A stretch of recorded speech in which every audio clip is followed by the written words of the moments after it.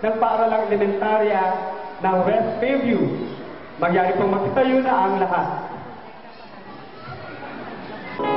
Sa mga sandaling kalooban mo'y aming sinaktan, naway awa mo'y aming kaptin. O banal na Espiritu, ipadala mo po sa amin upang puso't isipay, ibisyon ng inang banal, patas ay paghariin. Sa mga mananalong kalahok, kami magwawagi, pagkakaloy maluwag sa loob na tanggapin. Kung na ito'y paksay sa isip, tatag ng wikang Pilipino, lakas ng pagka-Pilipino'y maliri. Nagdulot ng kalakasan ng ating mga pangarap. Unawaan gamit ang Pilipino, lalo't lumago at tumalas, na maibangan ang bansang himsay na salamat o Amang Kapila.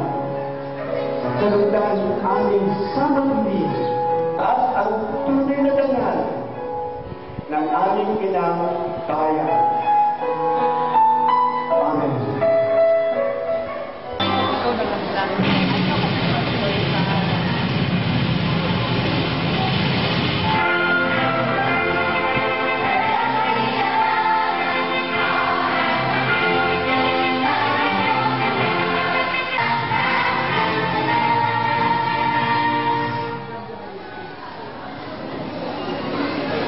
At mga contestants. Okay, sa umaga pong ito ay pagdiriwang natin ang buwan ng wika dito sa ating distrito. Ikalawa, City 2B. Kaya naman nagagalak po kami sa ngalan ng aming paaralan sapagkat congratulations sapagkat hindi man kayo manalo ngayon, ay panalo na kayo dahil kayo na ang representatives ng inyong mga schools. At sa ngalan ng West Fairview Elementary School, malungkot namin kayong tinatanggap dito sa aming paaralan. Welcome and good morning. Maraming salamat po, Gilberto, sa isang makinig na pagtanggap na pananalita. Bukas sa ilang piling mag-aaral sa kinder, tungkayan po natin isang masigabo pong palakpakan para sa kanila.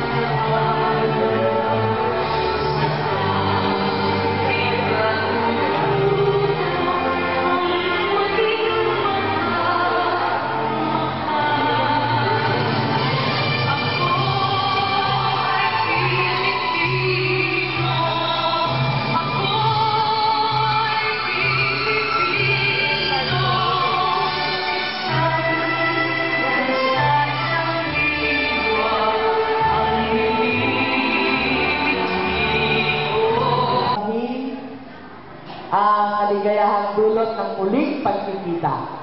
So, isang mapagpalang umaga sa inyong lahat at akin po ang karangalan ngayong umaga upang ipakilala sa inyo ang mga batang magtatagisan ng mga kakaibang talino sa iba't ibang larangan sa Pilipino.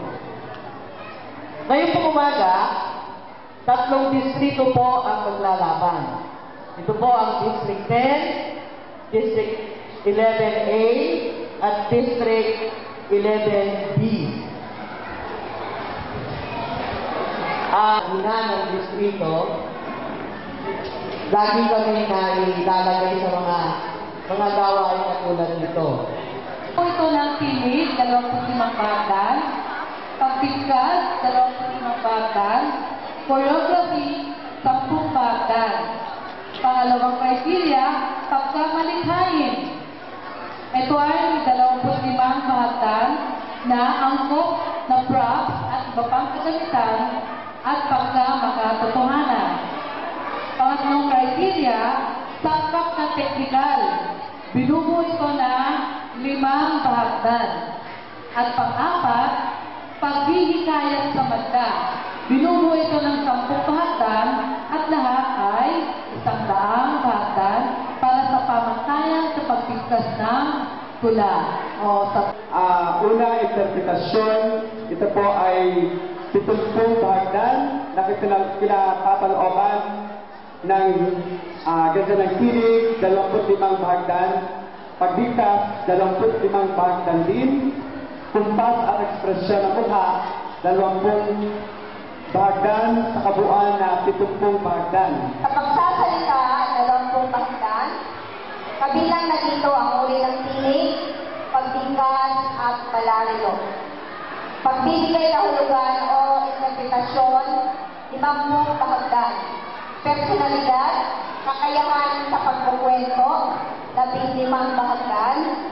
At reaksyon ng tagapakinig, 15 bahagdan. Ang iyong mga halik na hindi ko mabura sa puso at diwa, tila naririto ka ba? Naririnig mo ba mga batat ng buhay? Mananatili na sugatan ng damdamin sinta. Ako'y di kaisip ang mga pang-alaga ng buhay sa galing. Sagutin mo ang sa ngayon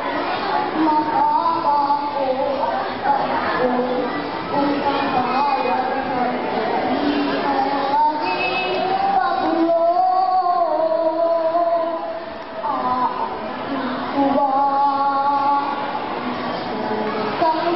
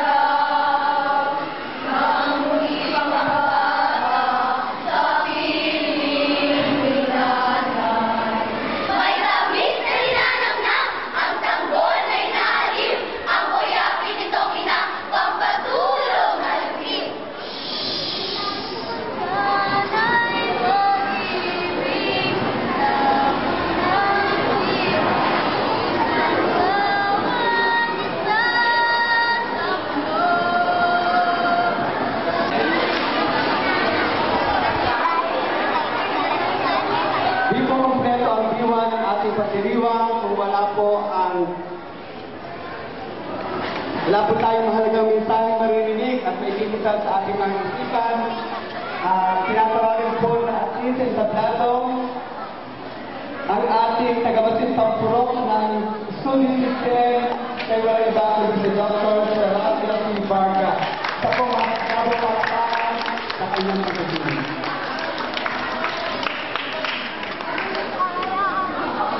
Ang supervisor namin ko ay wala pa daw po.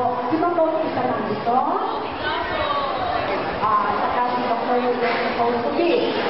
So, unang-una, binabahagi ko ang mga punong guro na magaganda, wapo, matatalino, masisipag, and with passion. Palakpakan natin sila, mahala. Ito, palakpakan natin. Ang mga guro, mga sa mga punong guro, na masisipag, matatalino, with all adjectives,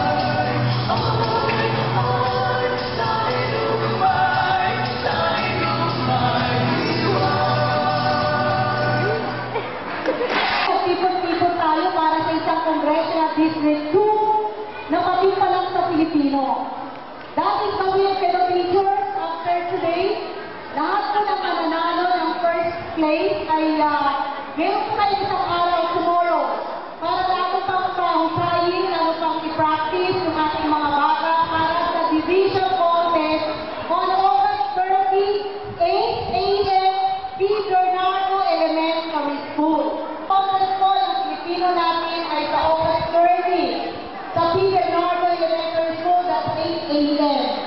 Buong division na po ang ating magiging natunggali. Hindi lang po ang District 2, iba po mga distrito sa division.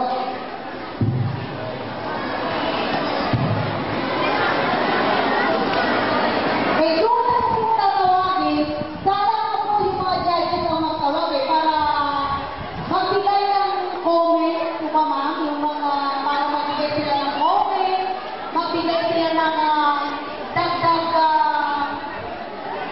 tips kung paano pa, bakit gano'n ang tour, ano dapat gagawin ng bata para sa August 30.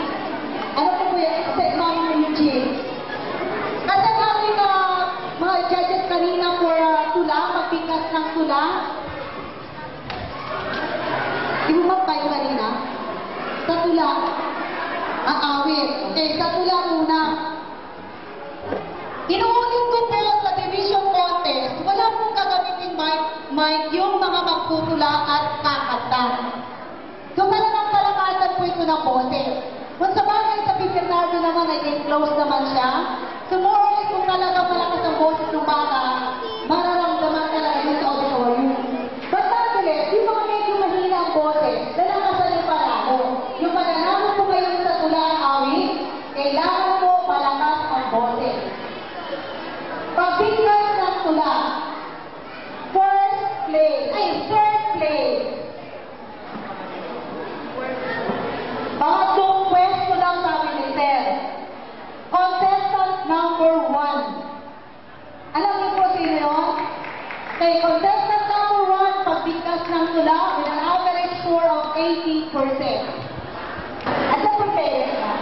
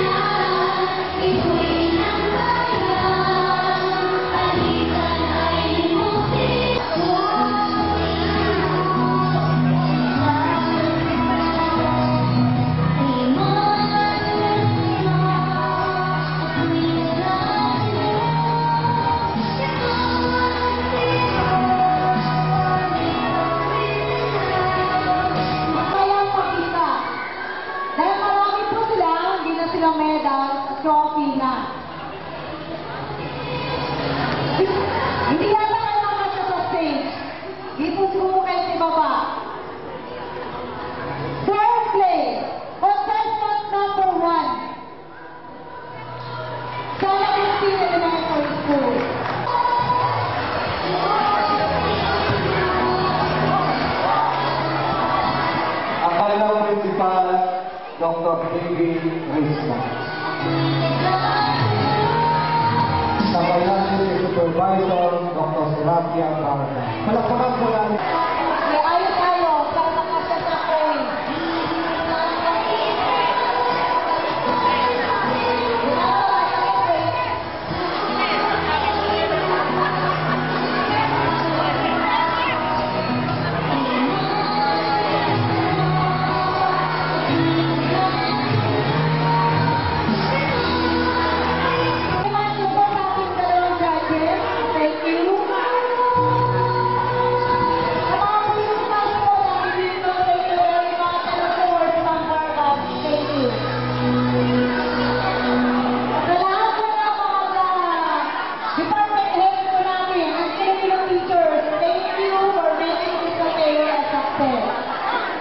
See you again on August 30 sa Peter Northern Elementary School. Lang ako ng first placer.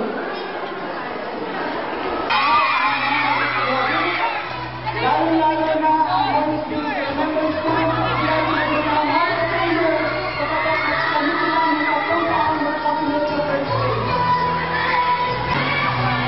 Muli sa pamahilig na pagpapin sa lahat ng nagpapalwagi, mabuhay ang wikang Pilipino, isa pong mahalat at matagumpay na umaga sa lahat. Salamat!